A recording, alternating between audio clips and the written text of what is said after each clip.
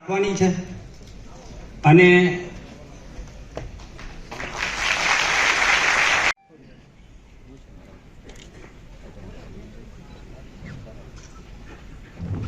તો જો ક્લાસ 1-2 નથી થવું તો ક્લાસ 3 ની એક્ઝામ પણ જીપીએસસી કન્ડક્ટ કરે છે અને એ એક્ઝામની તમે તૈયારી કરી શકો છો.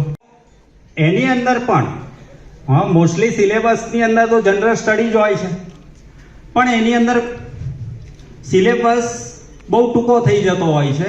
બધા જ સેમ હોય છે કેમ કે જે સબ્જેક્ટ છે એ તો એના જ રહેવાના છે, પણ ડેપ્થ વધી જાય છે. જો તમે 1-2 માં જાઓ તો થોડું ડિટેલમાં સ્ટડી હોય, ક્લાસ 3 ની અંદર ભણો છો તો ઉપર છલ્લો સ્ટડી.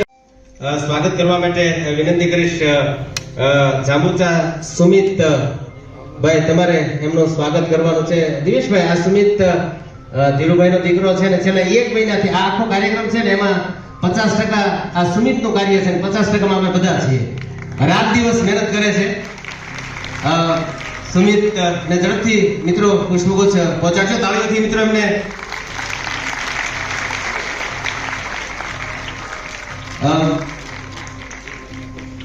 આભાર. દિવેશભાઈ, માનનીય પ્રવીણભાઈ બિરદાવતા રહીએ. માનનીય આનંદભાઈ ડાભીને પુષ્પગુચ્છથી આવકારવા માટે અરવિંદભાઈ ગોહિલ ઝડપથી પધારશો. અરવિંદભાઈ ગોહિલ ઝડપથી પધારશો. હું નામ બોલું છું, ઝડપથી પધાર. મિત્રો બિરદાવતા રહીએ.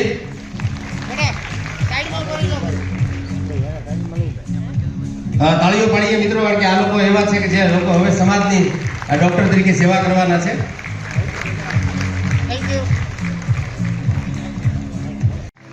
રૂપડભાઈ ચૌહાણ, રૂપડભાઈનો પુષ્પગુચ્છથી સ્વાગત કરવા માટે ચૌહાણ ભરતભાઈ ને ચંદ્રિકાબેન વેલજીભાઈ BAMS માં નામ બાકી હોય ઝડપથી આવી છે.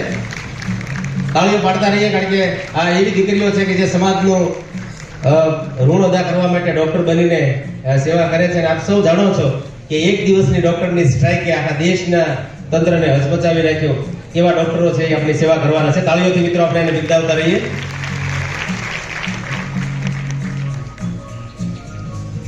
ઝડપ રાખજો. એમ છે ડોક્ટર માનસીબેન, હવે માનસીબેન નહીં કહીએ. અને હવે સાગરભાઈ ની દીકરી છે એમ નહીં, પણ માનસીબેન ના પપ્પા સાગરભાઈ છે, એ રીતે સાગરભાઈ તમારી ઓળખ હવે થશે. માનસીબેન આવે છે અને સાગરભાઈ તમારે એની સાથે લેવા જવું પડશે. પપ્પા તરીકે આપવા નહીં પણ લેવા જશો તમે ઇનામ બેનના હસ્તે. માનસીબેનને તાળીઓને નોકરી પૂર્ણ કરી અને આજે નિવૃત્ત થઈ રહ્યા છે ત્યારે ધીરુભાઈ પૂજાભાઈ શિયાળ પણ બેનના હસ્તે પોતાની સન્માન મેળવશે. ધીરુભાઈ ડોક્ટર બની રહ્યા છે. સાગરભાઈની દીકરી છે, ડોક્ટર છે અને સાગરભાઈ અંતરિયાળ ગામડાઓની અંદર જે સેવા કરી છે એવી સેવા એમની પણ દીકરી કરે એવી આપણે શુભેચ્છા પાઠવીએ. નિવૃત્ત કર્મચારીઓ આના પછી આવવાનું છે. ખોડાભાઈ એલ વેગડ, જો આગળ જિંદગી ધીરુભાઈએ સરસ રીતે શિવ વિદ્યાલય ખાતે નોકરી એને પૂર્ણ કરી છે, ગોપનાથ ખાતે, મોટા ગોપનાથ ખાતે. એમને પણ આપણે અભિનંદન પાઠવીએ. ભૂપતભાઈ કાબાભાઈ ચૌહાણ એમના પછી આવે છે. પિથલપુર દિવેશભાઈ, આપણે ભાવનગર તાલુકાના પિથલપુર ગામે ભૂપતભાઈ પ્રાથમિક શિક્ષક તરીકે નિવૃત્ત થયા છે. તાજેતરમાં જ એમને તાળીઓથી આપણે બિરદાવીએ. ખૂબ સારા કલાકાર પણ છે, સરસ તબલા હાર્મોનિયમ પણ વગાડવાનો અને વિદ્યાર્થીઓની સાંસ્કૃતિક પ્રવૃત્તિઓ પણ આપનું યોગદાન ખૂબ રહ્યું છે. તાળીઓથી આપણે બિરદાવીએ. રૂખડભાઈ ડાભી, રૂખડભાઈ ડાભી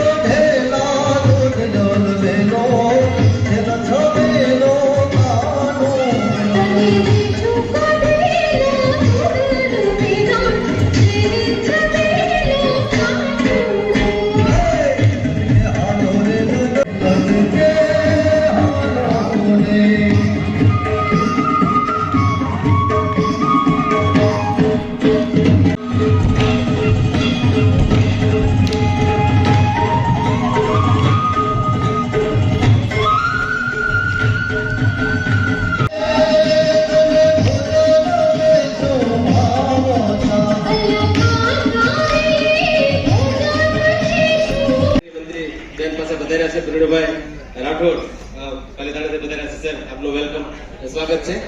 મનનભાઈ, આપણો કાર્યક્રમ આગળ શરૂ કરીએ તે પહેલા આપ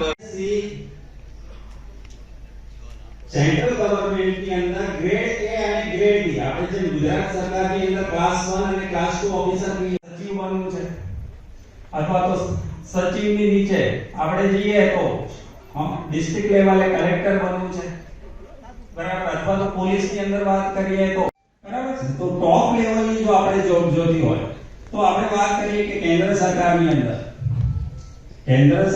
અંદર જો તમારે નીચે 4 ઓપ્શન આપેલા હશે, એમાંથી સાચો ઓપ્શન તમારે સિલેક્ટ કરવાનો છે. તો આ જે પ્રિલિમ બે પેપર એક દિવસ જ કરે છે, સાથે સાથે કેન્દ્ર સરકાર અને રાજ્ય સરકાર બંને માટેની કોમન સર્વિસ છે, ઓલ ઇન્ડિયા સર્વિસ, જેને આપણે કહીએ છીએ આઈએએસ અને આઈપીએસ.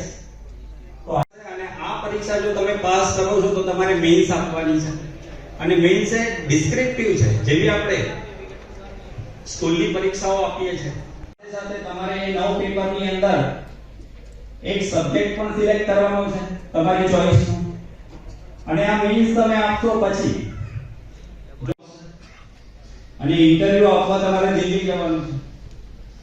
આ ત્રણેય સ્ટેજ એક જ સાથે પસાર કરવાના છે. કોમ્પિટિશન ઓલ ઇન્ડિયા લેવલની છે, કેમ કે આ ભરતી ઓલ ઇન્ડિયા લેવલની છે. તમારી કોમ્પિટિશન છે બિહારના વિદ્યાર્થી, ક્લિયર? અને આ કોમ્પિટિટિવ, આ સ્પર્ધાત્મક પરીક્ષાની અંદર એજ્યુકેશન